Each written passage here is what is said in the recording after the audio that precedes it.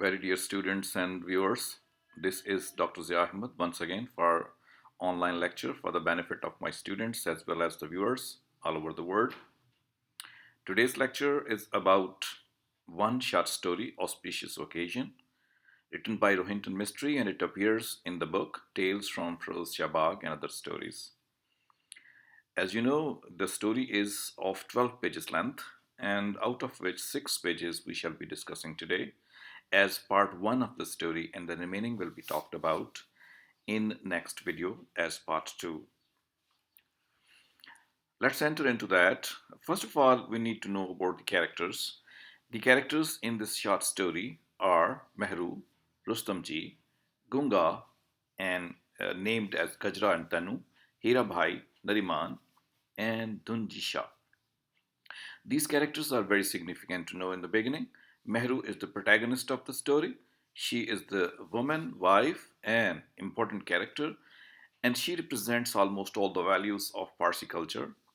She is true to herself as well, and as a result, she is the most significant character in the short story. Rustamji is the husband of Mahru, and as we shall find in the story that they are different from their ages as well as their appearances as well as their thinking. Gunga is the title used for the maidservant in the short story.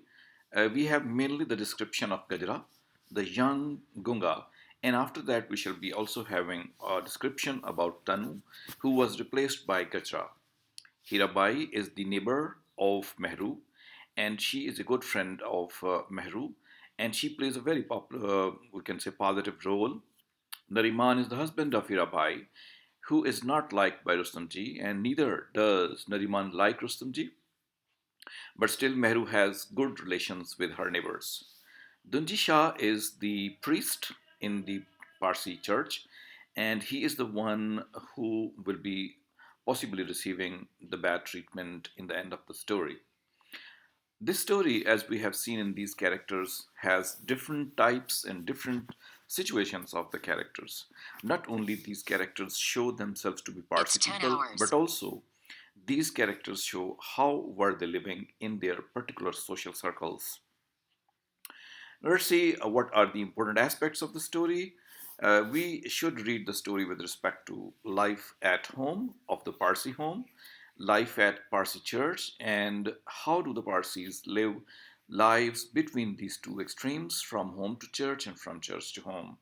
Besides that, as Rohinton Mistry's intention appears to be to preserve the Parsi culture and the values, we shall be able to find how he tries to do that and how much Parsi culture is quite visible in this story. The short story Auspicious Day, as you see, is starting with the mention of two characters, Mehru and then Rustamji. Rustamji, as the husband of Mehru, is far, far older than Mehru is. He is therefore a little bit nostalgic and is not feeling good at that time, especially when early in the morning he is unable to relieve himself in the washroom and comes out of the washroom calling Mehru, Mehru, you should come and take care of the water which was falling from the upper story onto the head of Rustamji. The way Rustamji comes out of the washroom is very interesting that he's holding his pajamas in his hand and is calling Mehru Mehru. It goes to show that he was totally uneasy and in every kind of difficult situation he would call Mehru for the solution. In that way, Mehru becomes the most important person in his life, and she is the one who provides the solutions to all the trouble of the person Rustamji. The very name goes to suggest that it's got a very good link with the kind of Persian culture from where the Parsi people come. That his name is Rustamji and that of Mehru. Mehru is a popular name in India and the subcontinent as well, but Rustamji is the name which reflects more of the Parsi culture and less of Indian culture. If we proceed further into this story, we shall find that the discussion is going on between Mehru and Rustamji, and they all want very, very good things to happen on that particular day, which is the auspicious day, which is the Behram Roj, according to them, and that is going to be auspicious day. Everything should have happened good, but it does not happen. The start of the day is bad for Mr. Rustamji, and that is why he's cursing everything around him. He's cursing himself as well. He's cursing Hira Hirabai as well, and her husband also. He remembers number of things he has been doing or which have been done with him. In that way, he feels very bad about that. And all of a sudden, Mehru reaches there and finds the whole situation, how Mr. Rustamji is there, and she suggests a solution that she will be able to provide tea to him so that he can relieve himself. Ultimately, later on, she suggests another solution as well, that he should go and go to the Hirabai's room, washroom, where he can relieve himself. But he says that he will not go there at all. And he remembers in that way how many times he has been able to get these things repaired, but the repair didn't take place, or he blames the people who have been managing the whole affairs of Firoz Shah Bagh by saying that these people didn't take care of the repair work or the facilities of Firoz Shah Bagh, and that is why this is the situation. He mentions and repeats that he has been paying some money, but no, he says that he will not be paying money at all. The board people will be required to arrange for all that kind of repair which needs desperately. The condition of the Firoz Shah Bagh is very poor, that goes to show. And it has got no paints for a long number of years. It's got no repair, especially. So the condition is very poor at this moment, and that is why it can be related with the leakage which Rustamji suffers from, and that leakage comes from the upper story as well. So in that way, the things keep on happening with Rustamji on that day, which is being called as the auspicious day, as this is going to be the Parsi culture, and in that day, uh, that day, auspicious day, is very important, which is named here most of the time as we have seen Behram Roj. That is the day of Behram. Let us say in that way, and the Parsi people try to name that day. Let's go deep into that and read some of the things about the building. First of all, the yellow lines, let us pay some attention to that. The building had acquired an appalling patina of yellow and grey grimness, but even the likable and retired Nariman, who drove every day except Sunday into his 1932 Mercedes Benz to the Kosji Framji Memorial Library to read the daily papers from around the world, and could not persuade Rustamji to participate.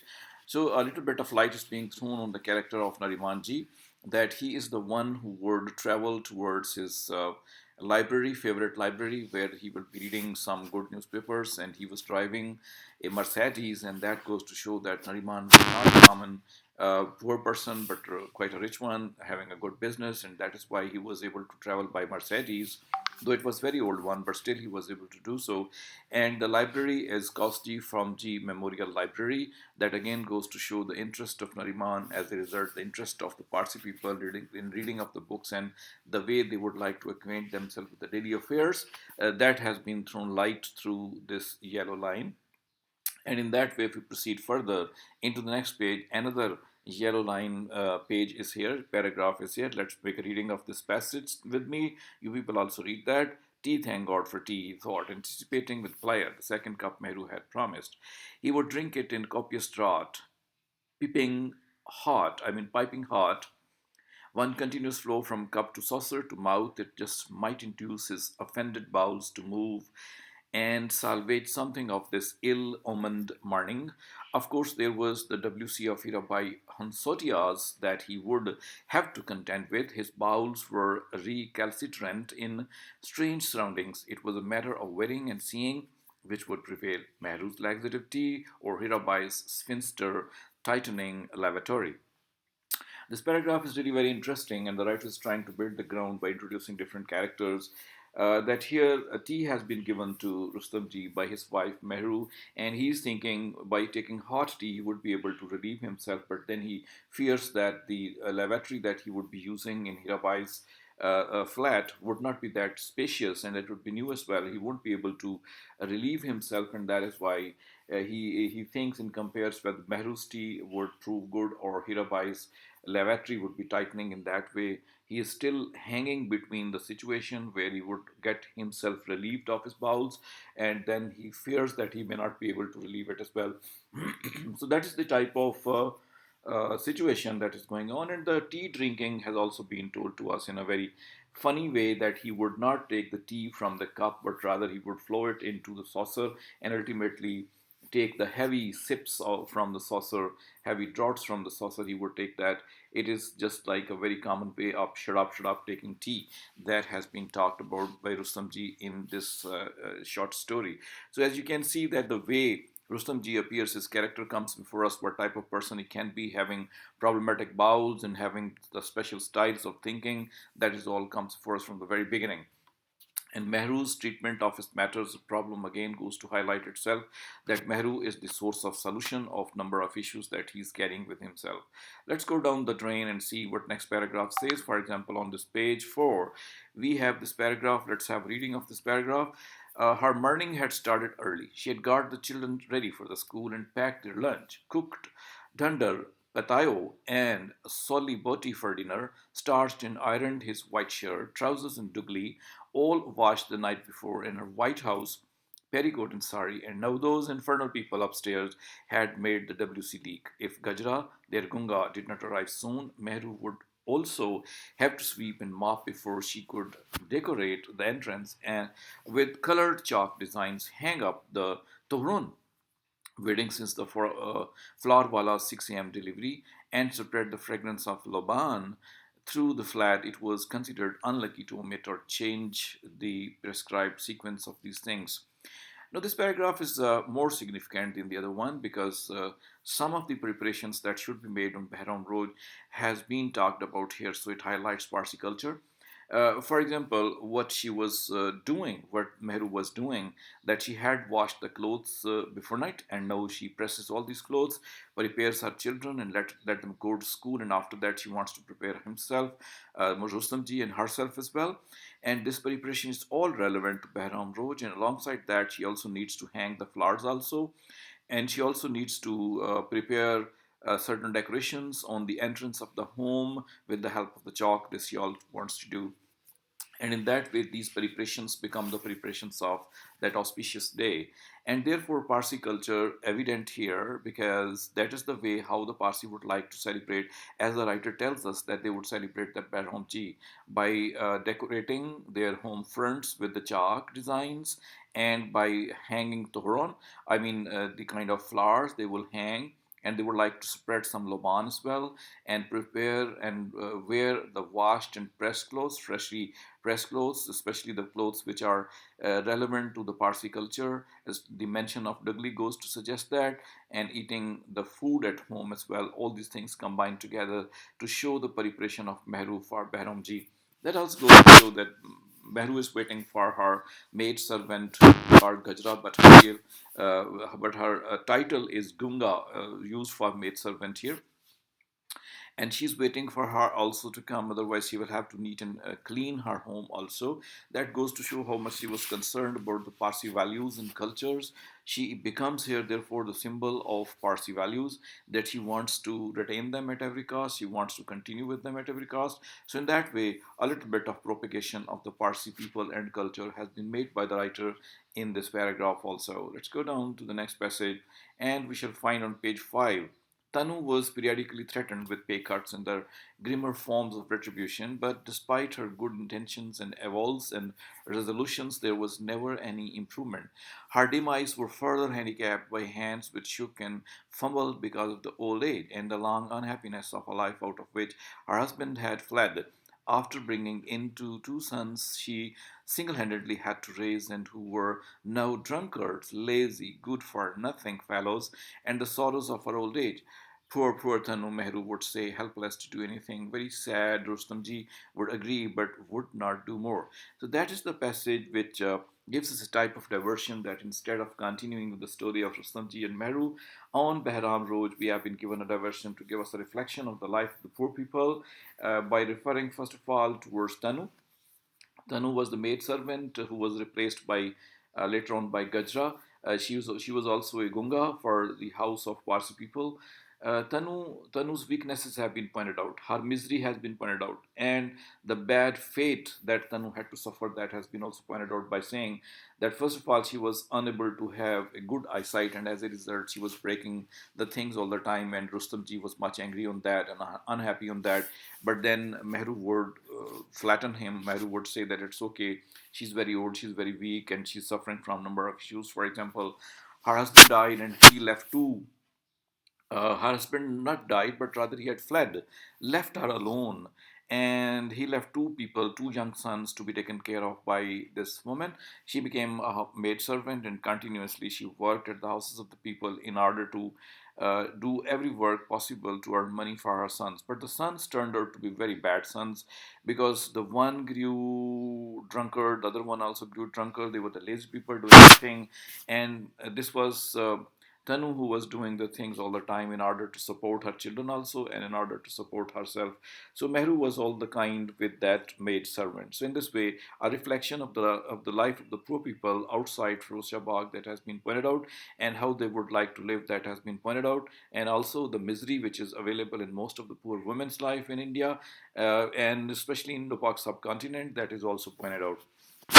But he has been shown in this passage also to be a very considerate person, to be a very kind person, in order to represent the considerate and kind values of the Parsi culture through this woman that has pointed out in this paragraph. So let's go further and see what else comes there in the way of us till page 6. We can see that here are again some yellow lines, and these yellow lines say, sometime we still remembered those SSL camps fondly, the long train rides full of singing and merriment to remote villages lacking the most basic of necessities, where they dug roads and wells, built schoolhouses, and taught the villagers. Hard work, all of it, and yet so much fun.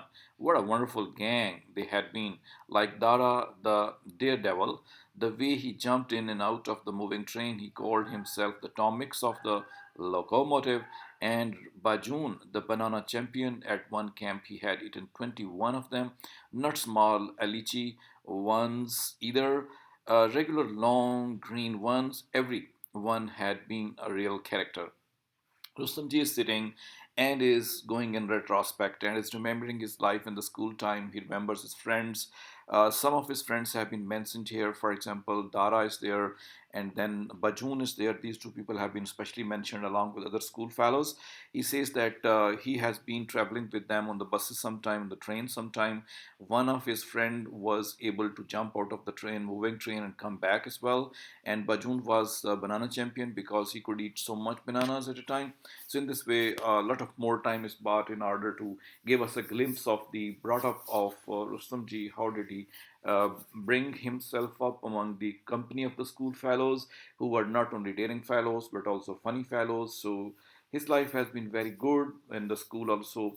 So as a young person, he was very good, and he was enjoying his life with his friends also. So in that way, we get a character glimpse of this Rustamji as well. The writer provides us an opportunity to look back into the life of Rustamji when he was a young person. So this is the type of person we meet here, and let's go into further details of these Gajra things. And so Tanu departed and Gajra arrived, young and luscious and notorious for tardiness. Coconut hair oil was the only thing Gajra had in common with Tanu. She was, despite her plumpness, quite pretty. She was, Rustamji secretly thought, voluptuous, and he did not tire of going into the kitchen while Gajra was washing dishes, crouched on her haunches within the parapet of the Mori. When still a young boy, Rustamji had heard that most Gungas had no use of underwear, neither braziers or knickers. He had confirmed this several times, though observation. As a lad in his father's house, Gajra provided further proof which popped out from beneath her short blouse during the exertion of sweeping or washing. With a deft movement, she would tuck back the ample bosom into her choli unabashed, but not before Rustamji had gazed his fill. Like two prime Ratnagari mangoes, they were, he felt, juicy and golden smooth. So, in that way, Rustamji is going to be declared in this part of the story to be a man. Boys will be boys, of course. A man will be man, of course. Even after having a beautiful, good wife, his eyes are all the time on this woman as well, who is a worker, and she appears to him more interesting as compared to Tanu, the old Gunga, and now Gajra is young, fresh, and having all voluptuous body according to him. So his eyes are all the time on this woman in order to look at her body. So that is some of the ways in which Rustamji's character is revealed to us, that he was interested in this woman also and knowing about the body of this woman also, and rather he enjoyed looking at her.